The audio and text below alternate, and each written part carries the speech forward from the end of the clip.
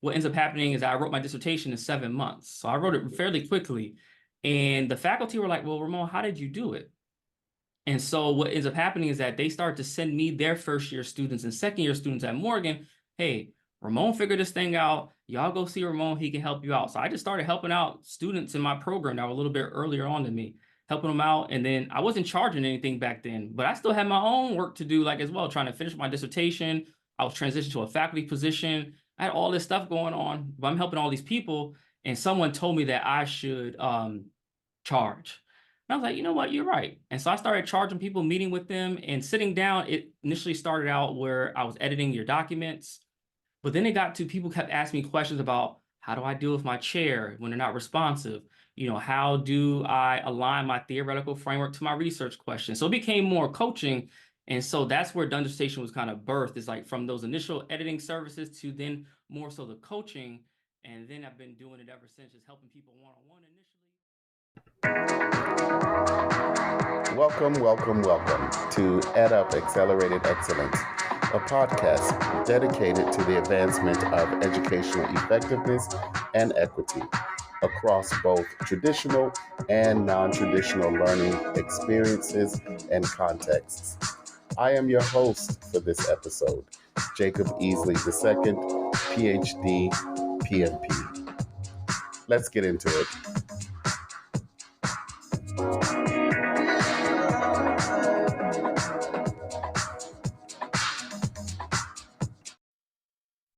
Are you an educational leader or organization seeking innovation, or just a new perspective? Then look no further. Accelerated Excellence Consulting is dedicated to offering support to educational leaders and their organizations to meet their full potential for excellence. Services include strategic planning and problem solving, continuous improvement expertise in areas such as assessment and accreditation, and professional development, empowering leaders, individuals, and groups for personal growth for organizational excellence. To learn more, find us online at xeconsulting.org. That's xeconsulting.org.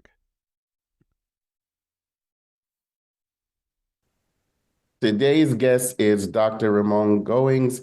He is an associate professor for the Language, Literacy, and Culture Doctoral program at the University of Maryland, Baltimore County. He is also the author of over 60 scholarly publications. Dr. Goings is an expert on gifted, high-achieving Black male student success in P-12 settings and an area that we share a passion for, diversifying the teacher and school leader workforce. In addition to all of this, his scholarly and academic pursuits, he is also the founder of Done Dissertation, a dissertation consulting organization. Dr. Goings, welcome to EdUp Accelerated Excellence. Thank you so much for having me, Dr. Easley. I appreciate you. So the last time we spoke was at the AACTE annual conference in Colorado. So I'm a fan. I've been gushing over all the work that you've been doing with Done Dissertation, the videos. I know you have a YouTube channel, but I have not gone to the YouTube channel. I don't think I've gone to the YouTube channel, but I do watch all the innovative postings you have on Instagram, and I follow some of. Oh, that's not true. I have seen you on YouTube, but it wasn't your channel. It was, I think you were on someone else's. Someone else's? Okay, I got you. Yeah. So yeah, I'm a fan, and you know that. So that's why when I saw the opportunity to come on the podcast, I'm like, yeah, let's sign me up. Like, I'll be happy to be on here. Oh yeah, thanks, man. I'm so proud of you, man. I got to tell you that. So can you take us to the beginning of the origin for your origin story for Done Dissertation? What circumstances led to the development of your organization? Yeah, so if someone would have asked me, would you ever have developed a business, I would have told them no, because I was never interested in this, to be honest, right? And so my story starts as a doctoral student, a first-year doctoral student at Morgan State University.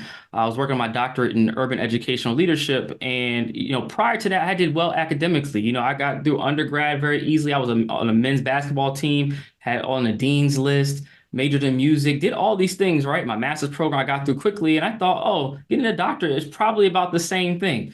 And it's Right. probably, as folks who are listening probably understand, if you got one of these things or know someone who's going through the process, as soon as I got into that first class at Morgan State, I realized I was in for something very different than what I thought I signed up for.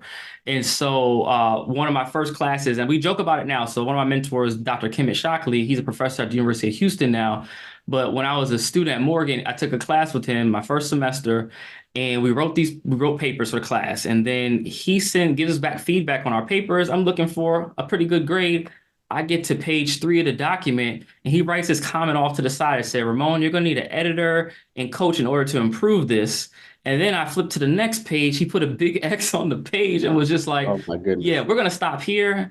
I need you to revamp all of this and then come back to me and we will talk more about what you got going on here. And so, as you could imagine, going through that experience, I'm like, wait a minute, I was a good writer all this time. And now all of a sudden, someone's telling me that I can't write. I had a decision to make. And so at that point, I either said, I'm going to get a coach and figure it out like he suggested, or I'm going to figure it out myself. Or the third option was to lead the program, right? Those are kind of three things I weighed. And so for me, what I decided to do, I'm a competitor, right? I was a basketball player in college. I said, well, there's no way this person's going to tell me I can't do something. So I'm going to learn and figure it out. And so I went on a quest for like the next really about 2 years in my doc program trying to figure it out. And what that looked like was I read everything I could get my hands on. Like my second year in the program, I read one journal article every day. And so I wasn't reading just to for content, right? It wasn't about that. It was about like understanding how do these people write. So I'm looking at and I'm studying their words, vocabulary, where my vocabulary was, I lacked vocabulary. So I was highlighting words, looking them up in the dictionary, like all that basic rudimentary work I needed to figure out. So over the next 2 years, I was doing that, practicing my writing. And that same professor, Dr. Shockley, who had given me those remarks my first year, by the third year in the program, he started to work with me on, he saw I was putting in the effort. He's like, all right, let's meet on the weekends. I'm going to help you kind of strategize and think through your writing. And so it got to a point by the time I was finishing up my program, I was out publishing all the faculty. So I had more publications than many folks in the program, my professors. And in addition to that, what ends up happening is I wrote my dissertation in 7 months. So I wrote it fairly quickly. And the faculty were like, well, Ramon, how did you do it? And so what ends up happening is that they start to send me their first year students and second year students at Morgan. Hey, Ramon figured this thing out. Y'all go see Ramon. He can help you out. So I just started helping out students in my program that were a little bit earlier on than me, helping them out. And then I wasn't charging anything back then, but I still had my own work to do like as well, trying to finish my dissertation. I was transitioning to a faculty position. I had all this stuff going on, but I'm helping all these people. And someone told me that I should charge. And I was like, you know what, you're right. And so I started charging people, meeting with them and sitting down. It initially started out where I was editing your documents, but then it got to people kept asking me questions about how do I deal with my chair when they're not responsive? How do I align my theoretical framework to my research questions? So it became more coaching. And so that's where Done Dissertation was kind of birthed. It's like from those initial editing services to then more so the coaching. And then I've been doing it ever since, just helping people one-on-one initially. And then it grew to a point, especially during COVID, that in 2020, is that so many people needed help getting their doctorates done that I had tapped myself out one-on-one. So we expanded the model to create a group model, and now we'll be able to kind of grow and scale from there. So it's just been a journey. But yeah, it started with one where I was just a struggling doc student trying to figure it out. So first of all, shout out to Morgan State. Yes, Um, indeed. I did not know that you graduated from HBCU. I graduated from Morehouse, so I can relate to the writing stories. When you get to these institutions and you think that in high school you've been a great writer. Yeah. I took AP English, but I remember one in my freshman year, a faculty member questioning my writing. Mm, And his statement was, yeah, but you don't write the way you speak. And I realized there are two different processes. sure. So I'm so connected with writing, as you just mentioned, you draw inspirations from people who write really well from Yeah. either books or articles, journals. But my handwriting has always been so poor that in fourth grade, my mom bought me a typewriter. So I'm used to sort of Okay. the Gotcha. kinesthetic typing and processing at the same time. Yeah. So I think I process completely differently when I'm writing than when I speak. That makes sense. So I do remember that you hit this sort of this realization of what you think you've done and it has been successful, and you go into this new environment where folks now question or challenge your work in Yeah, some way. but I will add the value that I found from that experience was that it was a black man teaching me in that way, right? So Mhm. that was important because undergrad, graduate school, I had no black professors. And so that was my first experience actually having black faculty. And so I think that actually made a more of a mark on me because I was like, this is a black man trying to show me how to be excellent. And I was like, that's exactly what I'm looking for. That's really why I went to Morgan in the first place. I love that. I love that. You didn't mention though, and I because I was looking up your organization. There's a book. Yeah. So tell us about the book. How did the book occur before the formal founding of Done Dissertation? So no, it occurred after. So I had Okay. already been doing done dissertation for years, and then it got to a point, and this is the book, is 14 Secrets to a Done Dissertation, a guide to navigating the dissertation process and finishing in record time. I wrote this book because I kept getting so many questions about how do I set up my writing routine? How do I navigate the chair and committee? How do I, how can I get more selfish with my time? Like, how can I take back control of the process? And I had been getting so many questions, and I realized that I couldn't work with everyone. Not everyone would want to join our program. There's a high monetary cost. People might not want to do that. But I thought if I put a book together that can package what I've learned from all the clients I've been working with at the time in one place, this will be a great spot for people to start from. And so that's why I initially developed this book. It came out in February of 2021. And again, yeah, it was just to solve a problem. Like, how does the busy doctoral student write their dissertation in 1 year or less? And so this book is really the lessons learned from myself and my clients about how they've done it and how they do it quickly. Yeah, it was just a way, again, for me to figure out and how to package something that I can get out to more people. So that's 14 Secrets of Done Dissertation, published in 2021 Right. for a successful doctoral student to be able to complete their dissertation in 1 year. So that should be an excellent resource. Now, when you work with clients or potential clients, Yeah. have you found, what have you found to be the most common concern expressed by those coming to you initially, informing you of needing your assistance? So what do they think they need in the beginning? Yeah, they think they need writing support is most times. So we have application process, and the number one piece that people list is writing support.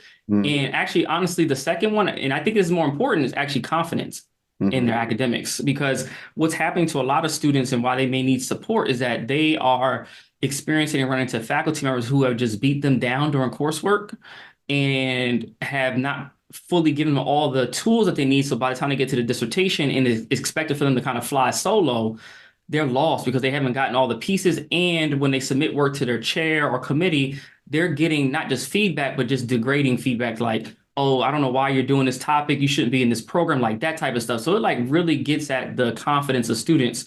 And so we get a lot of folks who, part of our job is help build up the confidence because once you're confident in your writing and ability to do it, the product will kind of show itself. And so that's a key component. And then lastly, it's usually about look, I've been doing this for 2, 3 years trying to write my dissertation. I've spent $20,000, $30,000 in tuition fees, and I had no degree to show for it. And I'm at my wit's end. A lot of folks either have a birthday attached to it, like, look, I'm getting ready to turn 50, or I'm getting ready to turn 55. One of our clients getting ready to turn 60, and they were just saying, you know what?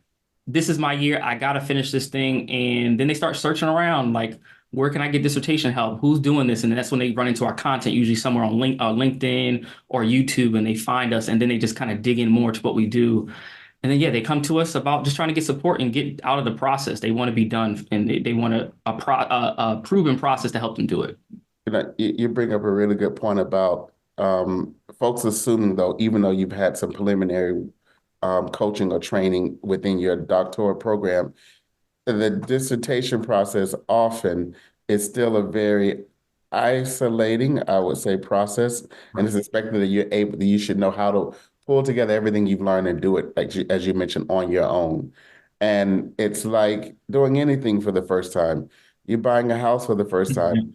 buying a car, having your first child.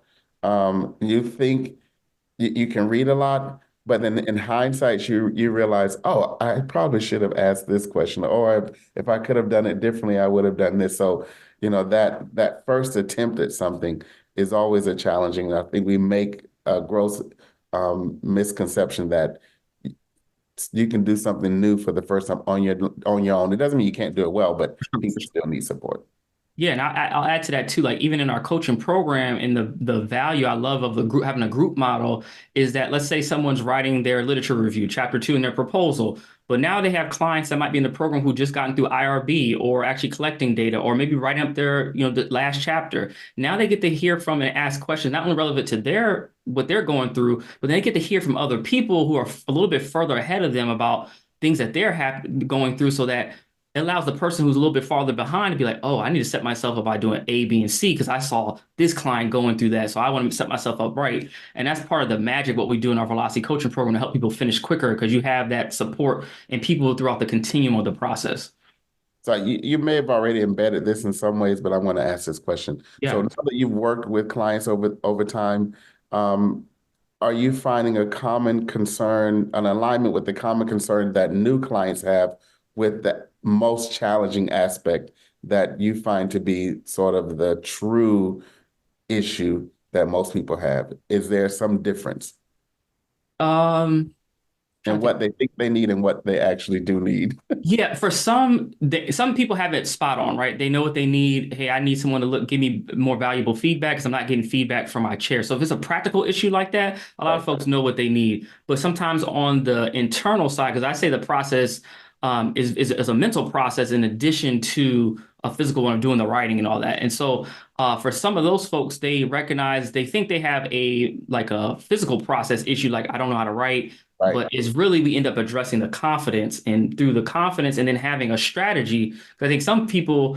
just don't have a strategy, so they don't even know where to start. And so if you're in that boat, it can be, if I don't know where to start, I just don't start. And so what we do a lot of times is help people build the confidence and give them a structure and a roadmap and plan to finish this thing. And then most people, you think about it, folks getting a doctorate, once they get at this level, they've done well in school.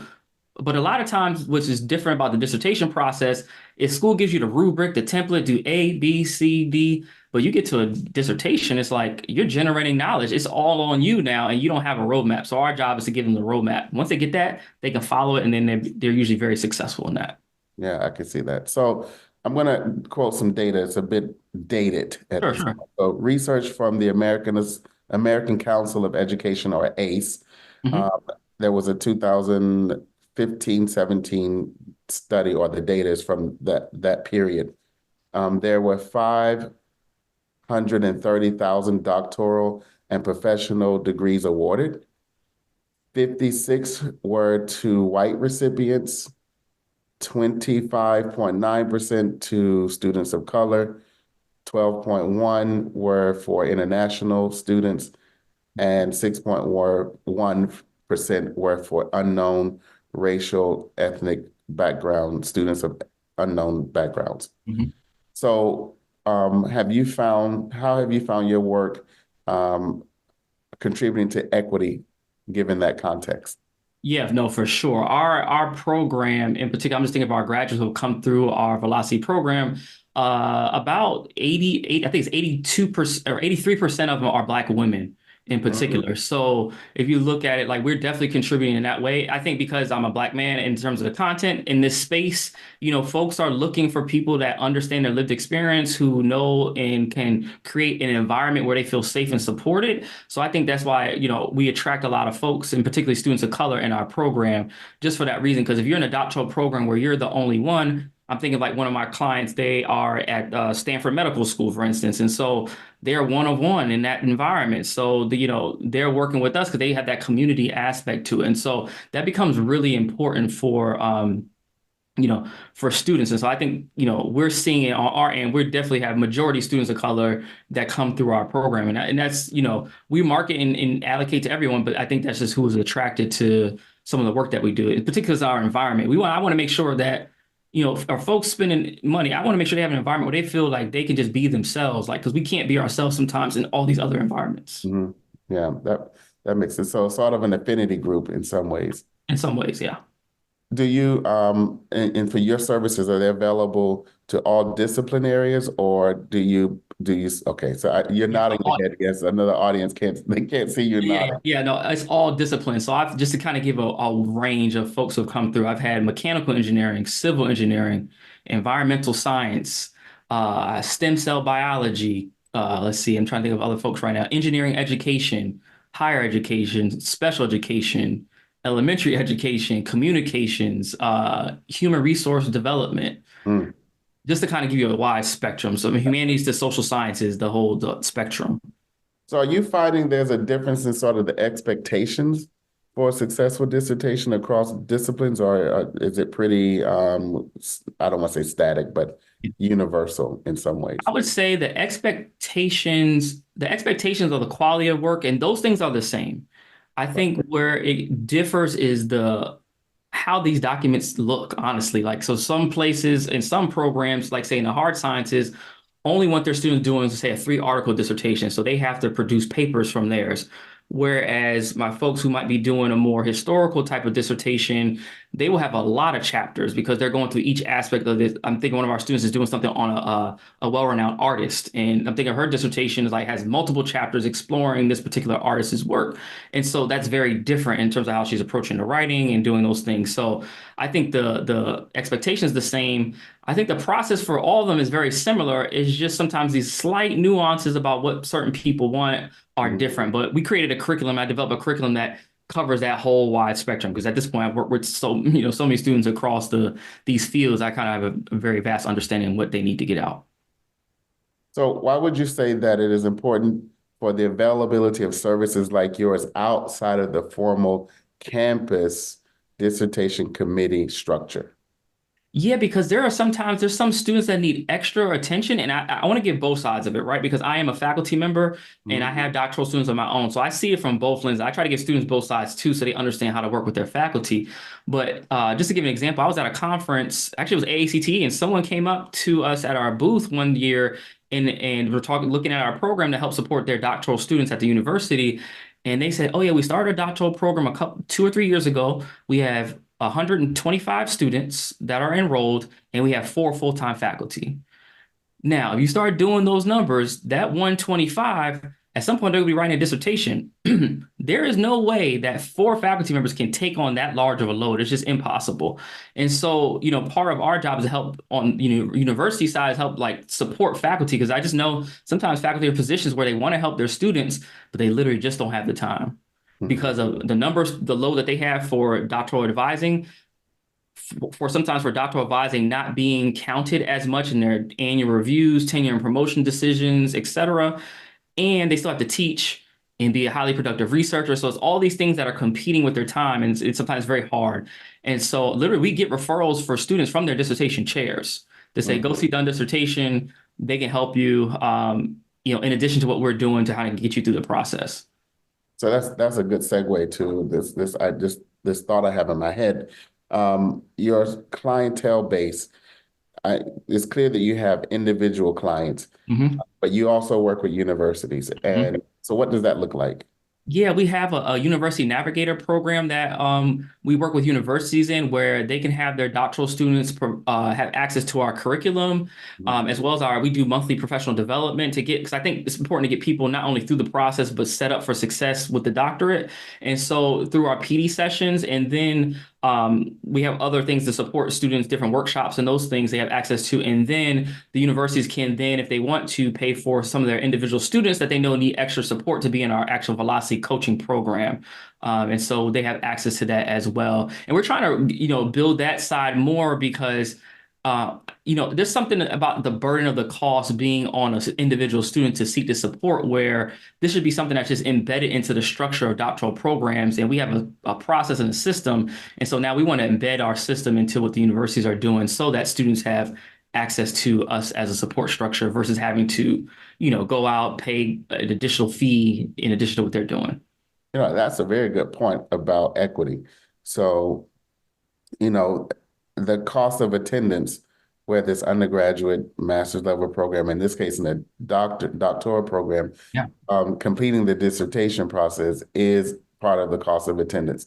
I know I, at the very end, hired an editor. My chair says, okay, well done. You're now Dr. Easley. But right now you don't really have, you need to finish everything up and close out everything academically to graduate, with all the, the checks we have. I suspect you don't have the bandwidth to go back and do sort of deep scrubbing editing, Yeah, yep, hiring editor. yep, So having to hire external editor was also an additional cost. They don't write your work. It's just sure. making sure that there are these little things that, agreement, spelling, so on and so forth. Yeah, and I want to add to that real quick. Is that something that comes up sometimes for people that are interested in working with us, and then sometimes faculty perspectives of coaches Mhm. is like one thing about our program. There are out there in the marketplace, there are a lot of folks who are doing unethical work when they're working with doctoral students, actually trying to write their dissertations and do all that stuff. That's one thing we don't do at Done Dissertation because I make the joke that I got my own research to do. I don't have time to write somebody else's dissertation, and my coaches are all faculty members, and so we're helping support doctoral students through feedback and other ways. So no one's doing any writing because that's just one unethical, but yeah, it's just not feasible for students. And we want students to get out and know they've earned their degree. But that's something that does pop up all the time. I actually make content about it because I just want to dispel some of those myths. I'm like, we not writing anybody's work. I got enough time. I got enough time to write mine, so I can't do yours. I'm smiling because I'm not going to get into all the details, but I do know of cases where individuals have paid others to write a significant portion, if not all, of their dissertation. Mhm. And So, what has changed, if anything, about the dissertation process since the time you completed yours that you're finding through your consultancies? yeah, so I finished with, and now the time is recording 9 years ago. So I'm trying to think of things that have changed. I think technology one has changed. So it's Okay. really like I'm just thinking about when I was doing my dissertation, just something as simple as Dropbox was fairly like things people were just starting to use. So like backing up data in a Dropbox folder because I actually lost a rewrite I did one time. I like I copied it over by accident. Now in Dropbox, I could have had go to the last iteration of the save. Like some of that technology piece has definitely changed. So students have is way better. Even some of the tools that students are like our students are using. One of the reference citation managers. I never use those because they always the ones I would invest in when I was a student. Eventually, that company would go out of business or the library wouldn't support it. So I just started to learn how to do it manually. But all my students now they joke in our programs. It's just a running joke that Dr. Goins is old school. He's doing these lists of citations while we got our Zotero and everything else doing that stuff for us. So the technology has changed. Um, and I think the pressure for students in particular, if what they're trying to do after the PhD, especially if they're trying to get their, go into faculty, the Mhm. pressure on them has changed. Like I felt it to some extent. I knew I wanted to be a faculty member after I finished, but now students are expected, like I got folks on our program, I got to publish. Like, so it's not just good enough to earn the doctorate. Like they need like 2, 3, 5 publications by the time they leave the program. And so I think that's a added just barrier and layer that's different than when I was coming through. Well, if there are universities that require X number of publications that are part of the dissertation process. So you can imagine when those individuals are on the job market, compared to others who have the potential but haven't published. Yeah. Um, so I think if we continue to see a growing number of the structure of dissertations requiring that some of that work is already published, which is included, then that demand for publishing prior to the job market is going to increase. Yeah, it's bad, and that's just a real big piece. And then last thing I'll actually will add, and we have to just make this caveat there is COVID really changed the process, right? Things going virtual, students not having access to their faculty in the way they probably did pre-COVID, where they could just go to the office, catch up with people. Now, if you think about faculty, they don't even show up in the office. It just is what it is. A lot of folks are working from home, trying to do that thing. So I think that has been a true challenge for clients I see coming through the program that was different than when I was coming through. I just set up a time, my chair, Dr. Gross, I'd be like, oh, Dr. Ross, are you around? Can I meet with you? And that was just a way to do it. But now I think faculty are stretched more, way thinner than they were before. So we know that a successful dissertation completion is the aim for individuals. So for done dissertation, though, what does success look like? Success for me looks like, well, our initial goal is to have 1,000 students that have earned their doctorate. through our program. So that's my initial goal. That's what success looks like for us.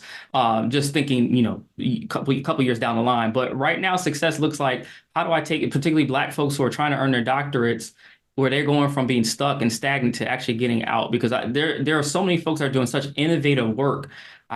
Success for me is looking like where people are finished and they're able to get that work out to the masses. Like, I have folks who are doing, I have one student I'm thinking in particular, she earned her PhD in mechanical engineering at Purdue, and her dissertation looked at an app they developed on climate control in apartment buildings. And so they were looking at, she was looking at, can we use a gamification to influence the behaviors of folks in terms of how they deal with their temperature in their apartment buildings. So it's like innovative work. She got a patent from it, like all this stuff, like Dr. Courtang, the Vanessa Courtang, shout out to you. Had she not been done with this thing, that work would still be in a document. So now she's able to move forward with that work. It's just the stuff like that is really the win for me.